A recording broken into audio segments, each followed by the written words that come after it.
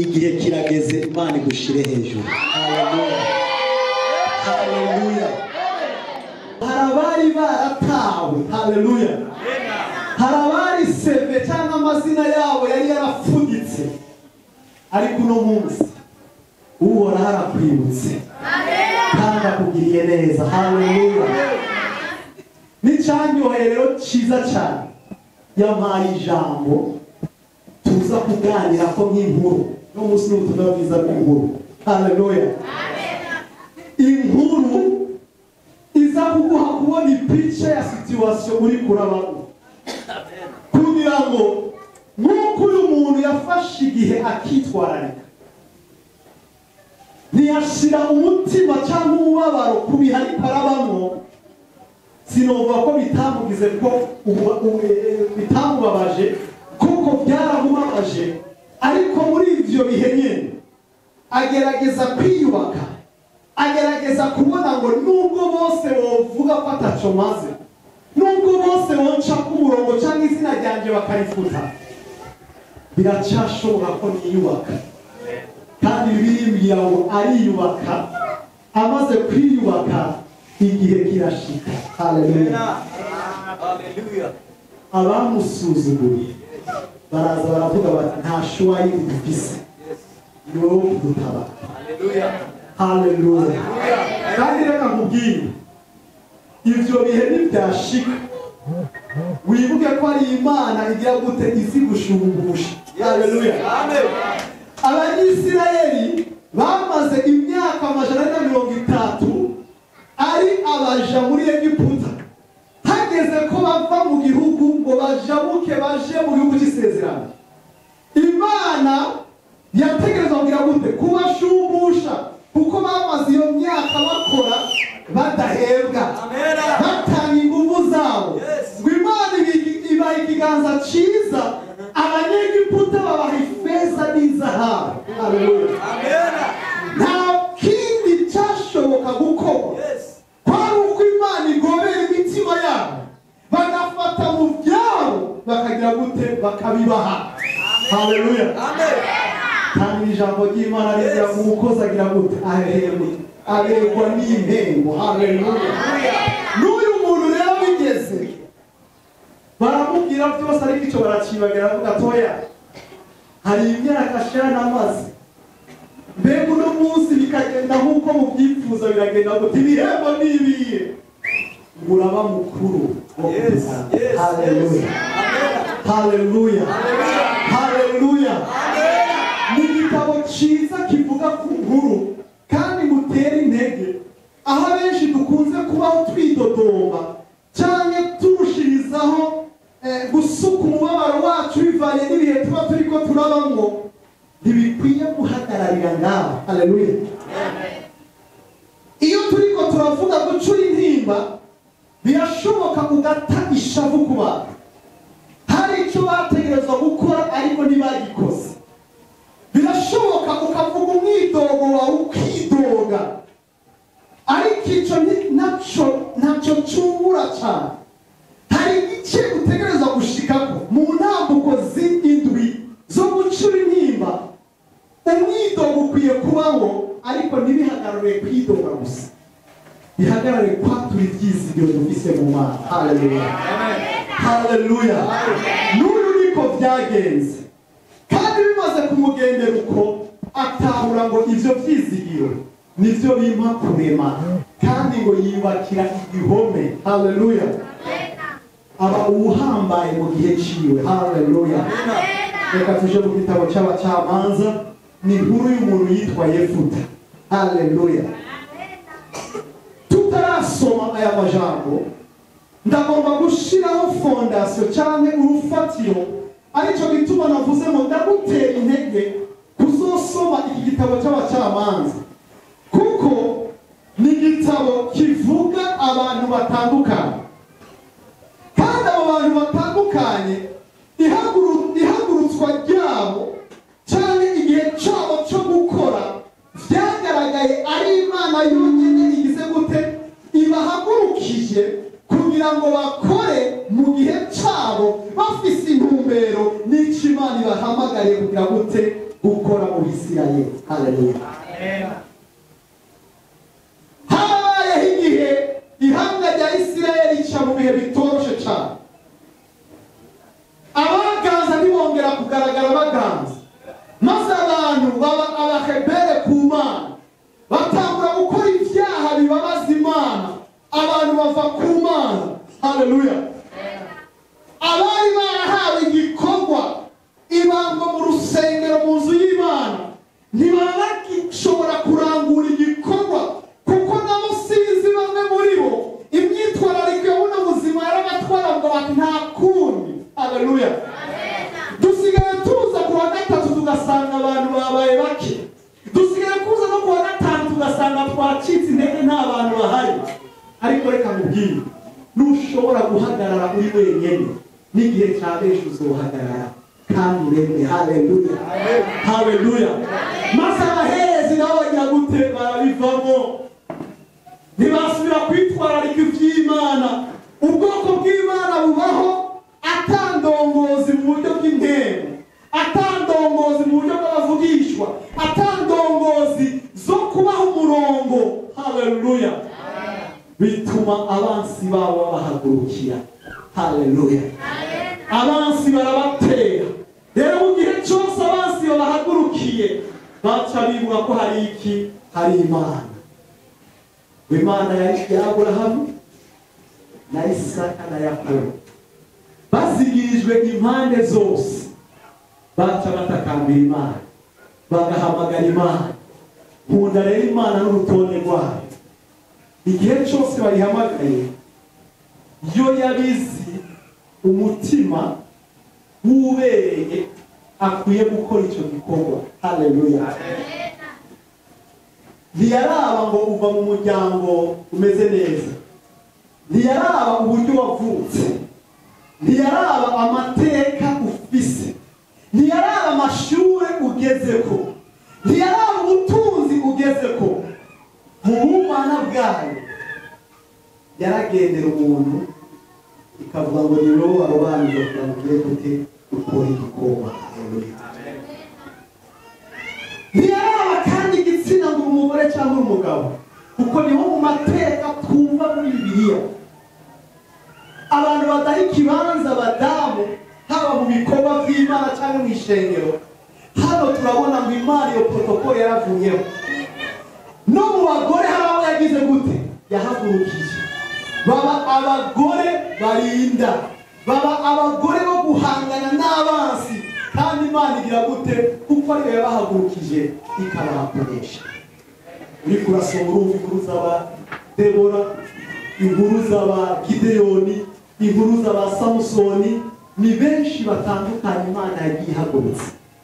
Ariko umuntu wese ahagurukijwe muri icyo gihe, haleluya, hari ibintu nashoboye kubona wasanga mu buryo budasanzwe. Hari inzira Imana yabacishijemo ituma bategurwa. Ugasanga bamwe bateguwe kugira umutima urinda, nka Samusoni, umutima urinda aho intambwe, ni intambwe si birakunze kumucana intambwe n'ingoro, aho intambwe atagira gute? Atayigera umutwe. Haleluya. Amen. Abantu ugasanga n'abantu bari bakomeye cyane, iyo batonze urugamba bigashimisha. Ariko hari n'abandi bari bafise ubwoba, iyo biyumviriye ku by'ejo ngo n'utwo bimbuye bagira gute? Bajya kudusekurira hariya mu kuzimu nk'aba Gideyoni.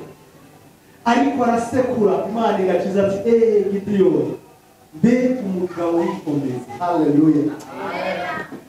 Nawe agaca yumva ijwi rivuga ati wavangiwe, cyangwa isinzi samiri ziriko iratangaza amakuru atari, rikongera rikaza ati Gideyoni, wa muntu w'ikomezi. Ati reka geza muw'inkomezi gute? N'utwo nasoromye ndadusekurira mu kuzimu n'inyegeje, kuko noje habona abansi boza bakadutera bakatuntwara, sinshobore kugira gute kubarwanya. Ariko Imana ikamura ikavuga toya, burya uko wibona siko jewe ndabibona. ndakubona kuri umuhizi w'inkomezi, ndakubona kuri uhambaye ugiye guhangana n'izo ntambara kandi ukagira gute ukanesha. Bose niwasoma ugakora iyo devoir uzokubakwa mu buryo bw'intego no mu buryo bw'ubuzima, kuko situasiyo zabo ni situasiyo ahanini ducamo no muri ibi bihe turimo. Kandi nagiye gusanga intambara barwanye nazo natwe uyu munsi nizo turiko turarwana. Dushobora kuba tutariko turarwana n'ihanga, ariko ushobora gusanga ariyo ntambara umuntu ku giti ciwe ariko ararwana nayo, cyangwa umuryango ku giti ciwe ariko turiko turarwana nacyo. Ugasanga umuryango wa Eric hari icyahagaze nk'icandiko giteye ubwoba cyo kubahungabanya, cyo gutuma bahahamuka, ariko bigasaba ngo bamenye icyo Imana ivugana nabo. Situasiyo barayibona bakavuga mwebwe tuzobarya nk'abagibutsi. Haleluya. Inkuru rero y'umugabo ni special kugira ngo uyitahure neza. Wohera neza gusoma mu gitabo cy'abacamanza igice cya 11, ko nahasomye hose gushika aho nza guhagarikira hano ku murongo wa 40. Ntituza kuhasoma hose, ariko navuze no munsi ndaza kugutera inkuru. Izi nkuru ndaza kuzivuga nihagere 40 dusoma n'indi tukayisimba. Kumbure wowe uze gufata akanya usome wumve inkuru nziza. Ngo bahamagara Yefuta kuba mukuru w'ingabo zabo. Ngo maze hari Yefuta w'umugiliyadi, kandi yari intwari y'inkomezi, yari yavutse kuri Maraya yamuvyaye ko na Gileyadi. Ariko mu Bagileyadi bari baravyaranye abandi bahungu. Abo bamaze gukura bari barirukanye Yefuta bati ntaco witeze mu bya data, kuko wavutse ku mugore w'icyangazi. Maze Yefuta acahunga bene se, aragenda aba mu gihugu cy'Itobu. Abantu b'imburakimazi bifatanya nawe bakagenda bambura abantu. Igihe kiragera Abamoni niko gutera Abisirayeli. Maze babateye abakuru b'i Gileyadi baragenda ngo bakure Yefuta mu gihugu cy'Itobu. Baramubarira bati nuze utubere umukuru w'ingabo zacu tubone kurwanya Abamoni. Yefuta yishura abakuru b'i Gileyadi ati mbega sinebwe mwanyase mukanyirukana mu rugo rwa data, none muhengereye mugowe mukazi yombi. Maze abakuru b'i Gileyadi baramwishura bati none igitumye tuza iyo uri nukugira ngo ujane natwe urwanye Abamoni, uzoheza ube mukuru wacu uganze ababa i Gileyadi bose. Yefuta arababaza ati none nimwasubiza iwacu kurwana n'Abamoni, Uhoraho akama kubatsinda, nzoheza mbe mukuru wanyu koko? Abakuru b'i Gileyadi baramwishura bati Uhoraho abaye icabo na hagati yacu, kuko tuzoshitsa ivyo uvuze. Nuko Yefuta ajana n'abo bakuru b'i Gileyadi, abantu bamugira intwazangabo yabo n'umukuru wo kubaganza. Yefuta asubira kuvayo, asubira kuvuga aya majambo yiwe yose imbere y'Uhoraho i Misipa. Reka tube turarabiriza hano. Wumvise kumwe n'umurere yavutse. Haleluya. Mu yandi majambo hari abantu barenga ibigo. Bamaze kurenga ibigo bakabyara hanze. Bamaze kubyara hanze bakazana abana mu muryango. Si uko abana babaye babi, kuko ndabizi hari igihe uwo mwana ashobora kuba ufise ingeso itameze neza, akajukana ingeso ituma muri uwo muryango vyanga ko ashobora kuhaba iraba, kandi n'iburu tuzi tumenyereye mu kibano dukunze kubona. Ariko hari n'abandi bavuga bati Imana ishimwe ko bikunze nkaronka ikibanza muri uwo muryango, bakaba abana beza, bagakora ibikorwa neza, bakiga, bakagira icyo bimariye kandi bakabarira umuryango. Uyu nawe yari afise umutima wo kuba umwana mwiza, kuko naho biboneka yoba yaranswe cyangwa yoba yarirukanywe kubwo kumbure imico cyangwa inyifato zitameze neza.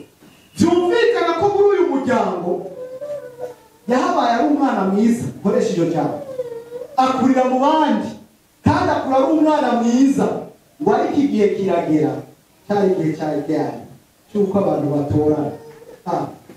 Ca birakomeye.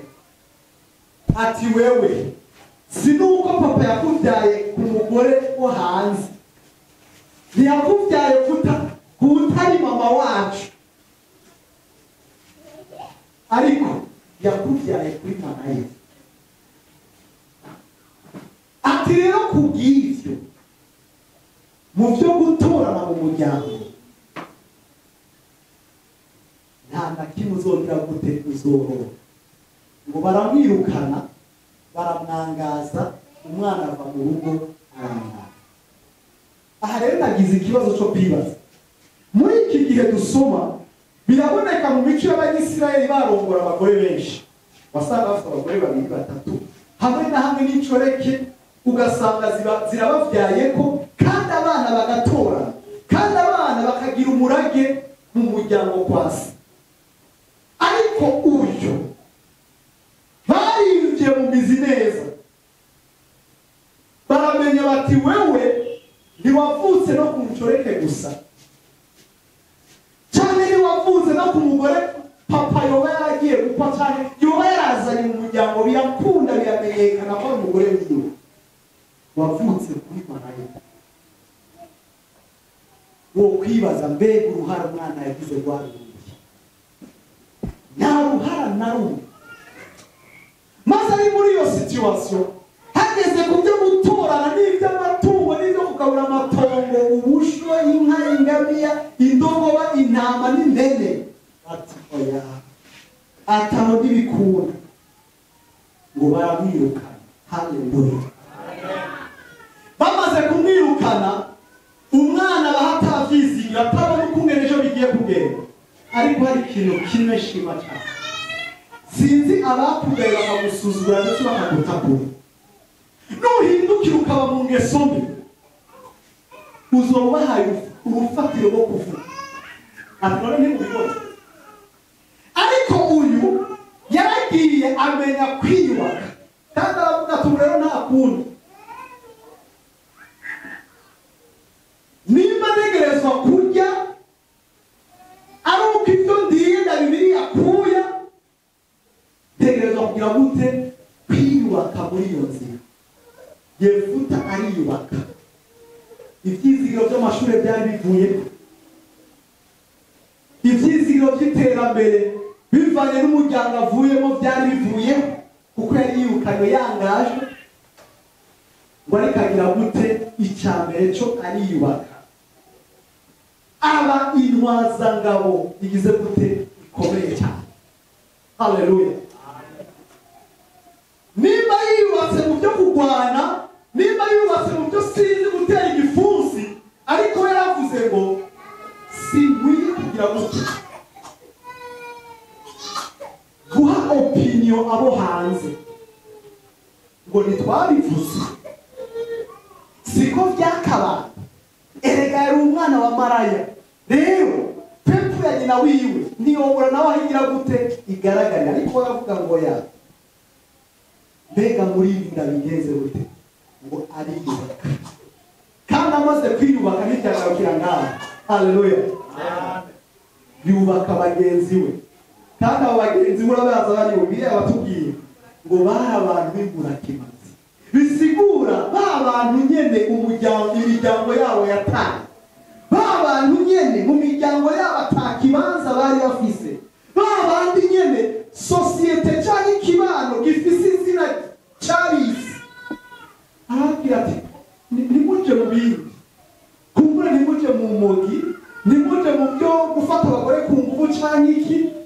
Acagira iki? Acarabegeranya bose izo mburakimazi zose arazitegura. Azitegura mu buryo buvuga gute? Nimba dutegereza kuzorya ari uko turwana ibyo turiye, nimba tuzotegereza kurya ari uko dukoresheje ingufu, reka tugire gute? Tuyitegure. Uno munsi ndavuga ngo ndashima Imana yo yaduhuje mu buto hamwe nabo, kuko mu gihe cyacu twari imisore n'inkumi by'ukuri ihagaze mu nkomezi kandi ihagaze mu gukorera Imana. Arabizi inshuro umushinga nawe we yagiye kumuresha mu bwaje ari nigera mvuga nti ari mu gisagara sinumve mwabonana, ntumpime numve ngo mwabonana. Kandi Imana imuhezagira aranyumvira, sinzi ko uko byagenze, ariko ariyubaka muri famiye yabo amashure batashoboye gushikamo. Mama pasiteri hano yarayarengeje, kuko sinzi ko hari abaheza imanite. We yahejeje igice cya mbere cy'amashure mato mato cycle inférieur, supérieur ayirenza ko yongera ko na kaminuza. Haleluya.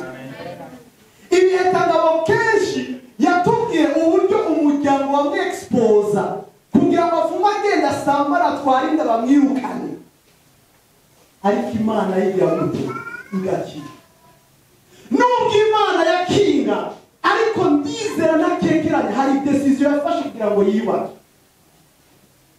Nawe nuhagarara muri izo situation igira gushiramo, ukumva ngo ugira urekure ku bwa pression y'abajyana, uzobahaye icyo bahagarara ko bakavuga, uzobahaye icyo bahagarara ko bakagutunga urutoki. Ntitwabivuze pepu ya mama wiwe nawe bitandukanye niya mpemu ya nyina, ariko umwana w'umukobwa agira gute? Ariyubaka. Haleluya. Kandi reka nkubwire, muri izo fase zo kwiyubaka no guhumuriza ngo ntuca mu bigoye Rwanda kuresha. Yaraciye mu bigoye pe, kuja ku ishure yize ko ryari ishure ry'abakobwa b'abasitari muri Gitega.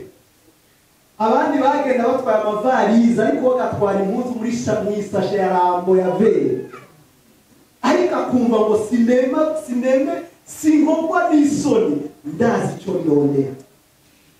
Ibihetangabo kenshi abandi n'ababyeyi babarungikira vaseline, we agaca yisiga amavuta ya gifura.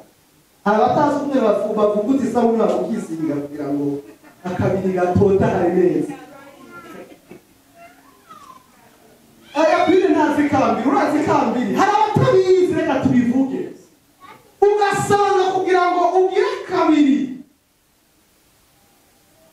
ufata amamesa yo yaco yarakizimbusa ariko nayo yarazimye ko n'ikibuni gisigaye kiri hafi y'umukwe. Ikambiri ukayizigiza neza wisigara yera, ugatushira mu gakopo, yamara gufatana neza agacacika yero gatwara kwishura yo mavuta wisi. Ariko iyo determination kwiyubaka, iyo uko gufata ingingo ko gutemera gushigwa hasi niyo situation ikurabamo, nukuri ntibyoroshe. Ariko kandi hamwe n'Imana, hamwe no kwihimana birashoboka, kuko yo iduha kurengera ibibazo. Suko biba bitatubabaje, ariko iraduha ingabirano cyangwa iraduha inkomezi ituma turengera bimwe mu bitubabaje, tugashika ahantu duhangana navyo. Uyu nawe amaze kubegeranya yarabateguye. Hano hari akantu bambwiye Bibiliya itubwira,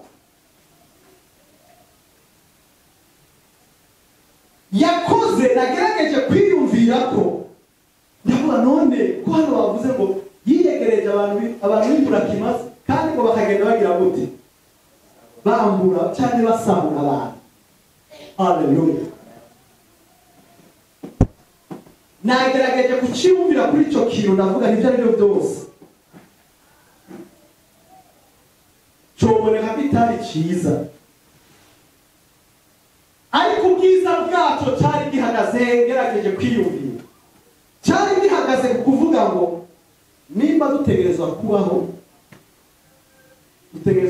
mu nzira zimeze gute, mu nzira zose.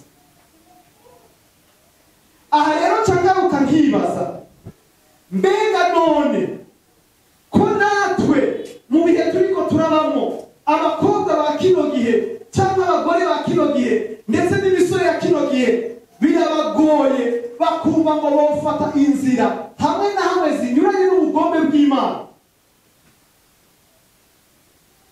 kugira ngo bashobore kuronka ukungene bubaho. Ngerageje kubyiyumvira natahuye ko mu gihe cya Yefuta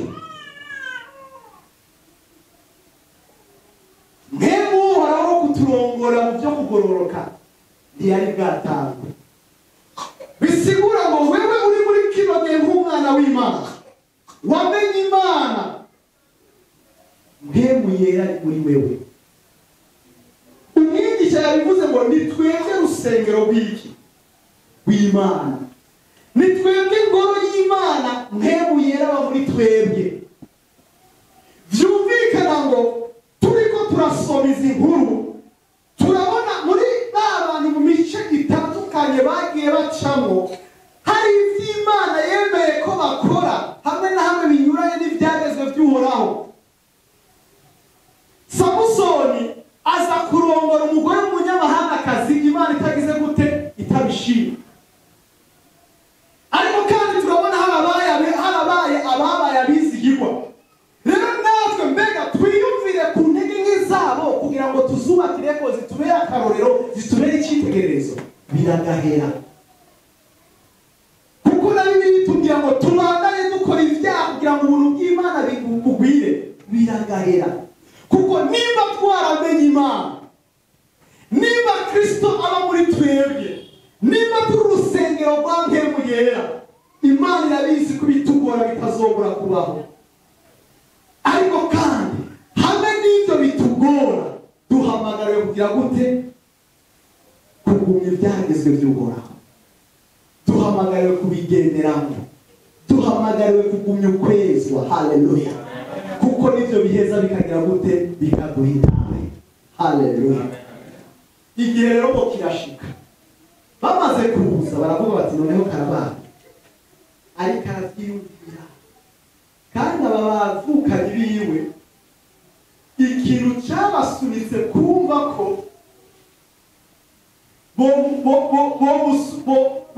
bosubira kwiyumvira mwene wabo bari barataye.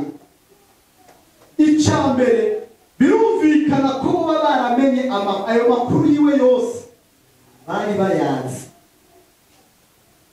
bari bazi ko yagize gute, yabaye umuntu sans foi, umuntu wa kerdire keri gitega imiduga bikinga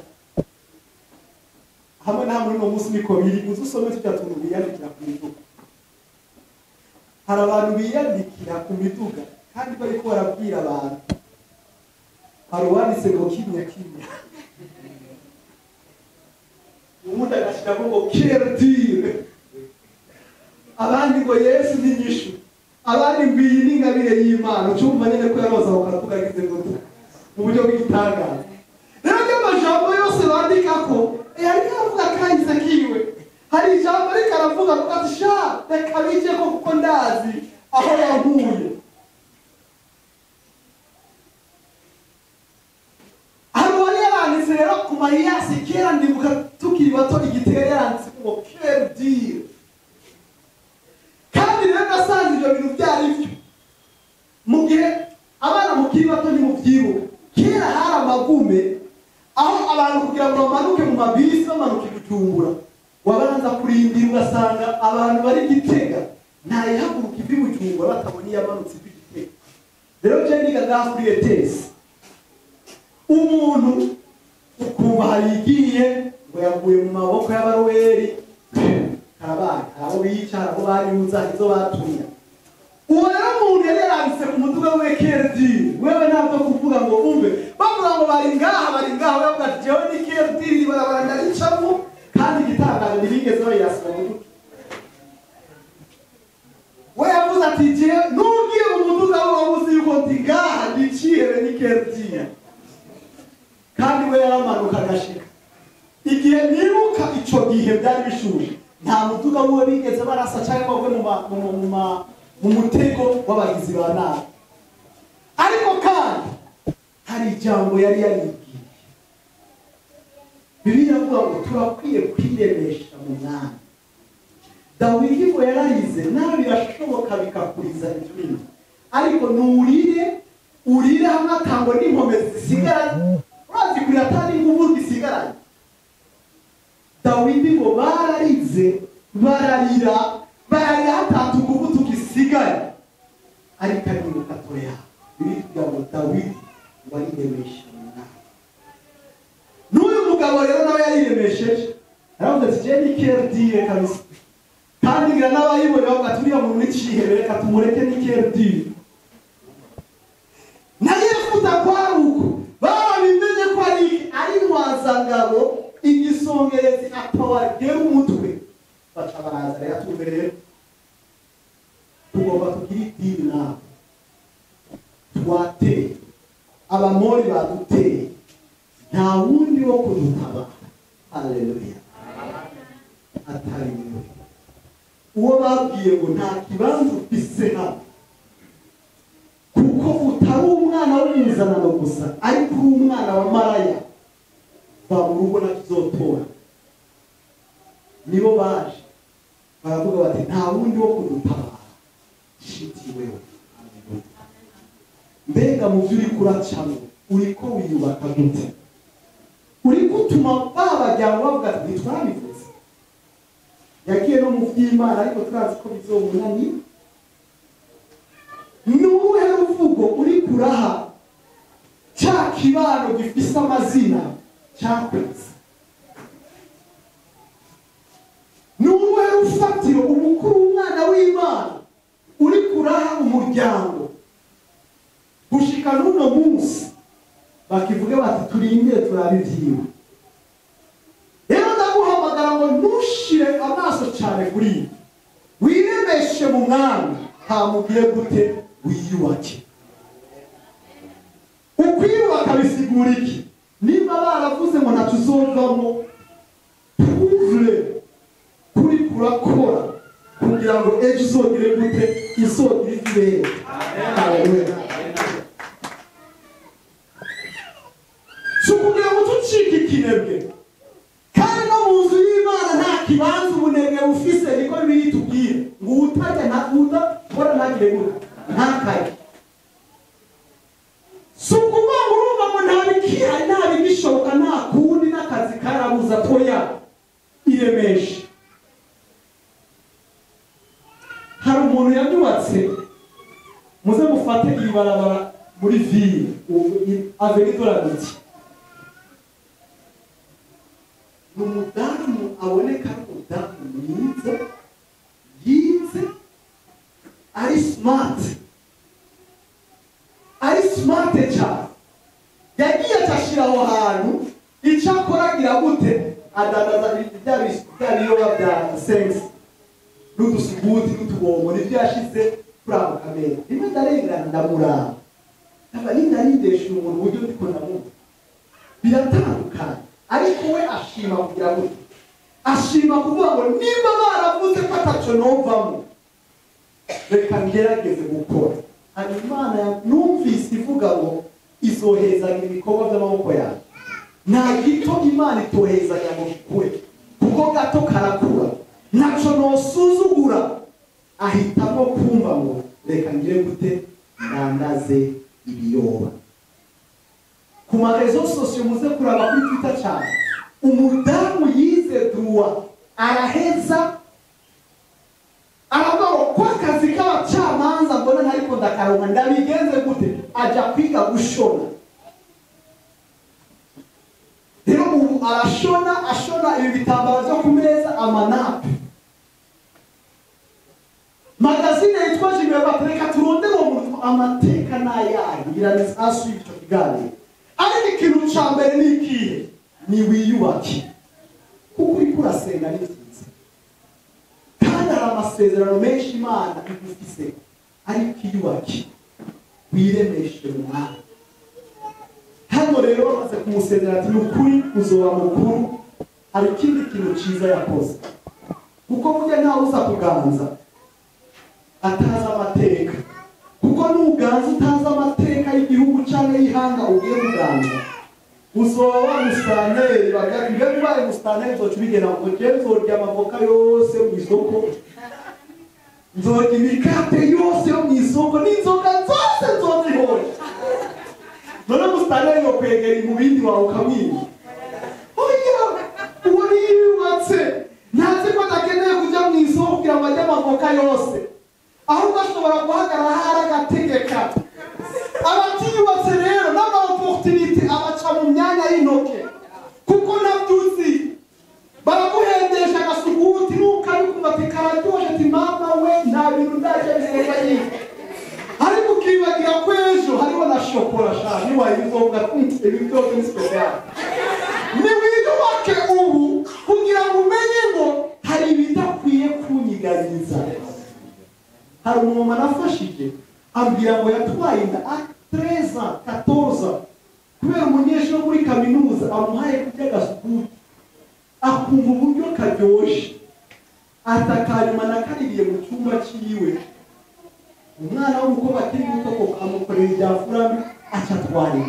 Kuko nari ndamubonye afise umwana w'umukobwa basa n'abanga ati we byagenze ugatereka amateka yanjye ni arakomeye. Ntaco bitwaye ibyo wacamo byose, kuko nawe twumvise ko baciye mu byari bikomeye, ariko uri ko wiyubaka gute? Enda mbere nk'ababandi niba byarashitse kuri uwo n'ibisubire bishike. Kuko icyambabaje uwo mumama nimyeri nta kwiyubaka kwagaragaye, kuko nyuma yaho yatwaye iyindi nda, ubu sinzi ku bagabo agezeko kandi bose bamubyarako. Ukwiba kuri kurereka abantu uri mu rushengero uvuga ngo uvugishwa n'Imana, ego ivyo ntibikuraho bimwe batubwira kudahambye kamere yawe icyaha kibuze kuwubiha. Ariko abiyubaka barafata ingingo bakavuga bati ntaco ibisosa reka ndabireke, ariko ndazi neza ko ejo ari byiza bibiri. Imana ifashe cyane. Acamenya amateka, amaze kumenya amateka ndiko ndarangiza. Amaze kumenya amateka aratuma ku mwami avuga ati burya naho uri kuratugwanya ngo twagukoreye ibi n'ibi. Musome aho hantu kuva ku murongo wa 12 ngo Yefuta abaza Abamori ico bapfa n'Abisirayeli ati burya naho mutugwanya muri ko muduhora ubusa. Arabyandika neza agatoya ayo mateka twebwe ntiyara iwacu mwarafitiranije. Arakaririmba abana bakuze kuririmba hano ngo barafitiranije n'ababyeyi baciye hano mampezagi bakwisa amazina atariyo. Haleluya, amen. Ariko nugendera mu byo bakwise bakabigusangamo uzoberetse kutandukanye gute. Enda bavuge ko umusuma ariko basanga utari umusuma. Enda bagutunga agatoki ariko basange ibyo bavuga bitagira igize gute bidafise ikibanza muri we. Amaze kujya imbere baravuga ati Mana ko twabicishije mu biganiro ariko biranga, ndaje gutonda urugamba. Haleluya, iki naco ni ikindi kintu ciza. Aho yagenda asahura abantu byahanga byose yagize gute yarihinduye abaseza bagatera n'abagabo ngo tujye kubaza Imana. Aje imbere nabo baje inyuma, bashiraho isengesho, bashiraho umutwaro, barasenga bahamagara Imana kandi bagira gute bashiraho n'isezerano. Haleluya, amen. Hari icyo uri kwiga mwene data ashiraho isezerano ati Imana ukama kudesha urugamba nanjye sinzobura kugushikanira kandi icyo nzogushikanira uzonyakira wese wa mbere mu rugo niwe nzogushikanira. Haleluya. Bene data, ugutoranywa ni kimwe, uguhamagarwa ni kimwe, ukwibaka ni kimwe, kandi no gushyiraho isezerano nacyo ni kimwe. Haleluya. Imana yumva gusenga kwiye gatonda urugamba. Imana imuha gute? Imuha kunesha. Imaze kumuha kunesha, haleluya, bamwirukanye mw'itongo rya se, ariko yagarutse agira gute? Aganza igihugu, aganza Imana. Mumvogere Imana amashyi. Niwiyubaka ukemera kujyana n'Imana, bagusuzuye kuri ka gaparasera gato gusa, wumva ngo papa yari afise hegitari ngo twoyigabura twese tworonka ari n'imwe, aturereka bamwe tubigize haruhande, ariko yaje ataganza umutungo wa se gusa, ariko aganza igihugu. Kandi ijambo ry'Imana ndarangije rivuga ngo n'ibyo yasezeranye byose yarabiye, ngo agitumbera urugo, umwana wiwe yaje kumusangira n'urushako matowazi, avuga ati papa ukoze icyiza, kuko ntiwiyambitse iteka gusa, ariko uwambitse iteka n'umuryango. Burya hari ibintu bitugendako ugasanga biriko bigira akaronda mu bana tubyara, akaronda mu magenealoji yacu, ariko umwana aryohererwa nuko Imana ihinduye amateka y'umuryango wabo. Haleluya. Reka mubwire ikiguzi uri kuratanga uyu munsi, n'amateka uri kurubaka ku mutambukanyi wawe n'ubyaro wawe. Kuko uno munsi ndabizi, nabo kwa mama pasta ndabazi, iyo baje muhira bakaraba n'abana biwe, they are not equal to theirs. Abana biwe ntaho bogereranywa n'ababo. Haleluya. Kubera iki? Kuko hari ikiguzi yatanze. Namwe rero nimufite natwe, menya amateka y'Imana ituvana n'aho iriko iratujana, kugira ngo tumenye ngo hari icyo Imana itugomba, hari izina ababyeyi bubatse, natwe dukwiye kugira gute? Kubakira. Ibyo rero ndabivuga kuri, ariko namwe hano iyo abanza amateka yanazaza doma kubutoka, ariko ndabizi itumbereze raba ku muryango.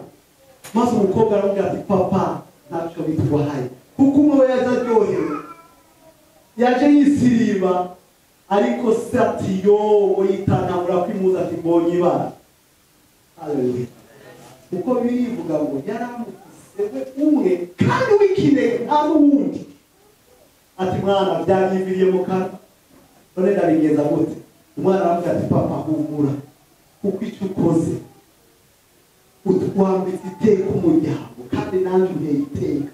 Gusa nyemerera umukwezi ngende ku misozi ndirire ubukumi bwanje, bafata abagenzi biwe bose, sarabaha ibyo kuryoherwa, baragenda bamufasha kugandarira no kurira ubukumi bwiwe. Maze ngo iminsi ikwiriye araza avuga ati papa ngenzi ushaka. Niwe muntu wa mbere twumva muri Bibiliya yatanze kwitinaza n'umuntu, kandi cyabaye cyiza na bugingo n'uno munsi tuvuga ngo mu Bwisirayeli baracyafise umunsi bahimbaza ubukumi bw'uyu mwana wa Yefuta. Mbega amateka ni ayandi, ariko ntacyo byavugwa ngo bava ku mwana papa wawe nyokuru wawe yari maraya, ibi yari na biriya na biriya, ariko umwana agira gute? Ariyubaka. Duhaguruke dusenge Imana. Naje kugukangurira no kugusunikira kumva ngo ibyo wowe uri kuracamo, situation urimo yose, enda niwiyubake, enda iby'Imana ntubifate nk'umukino, ariko tugire gute? Tugaragaze ko twizeye Imana ivana ku cyavu ikatwicaza n'abakomeye. Haleluya. Ndarangije tugira dusenge. sabe uwo wese yo kuba ngo ndagomba inkomezi utera intambo gushika hano gusenga Imana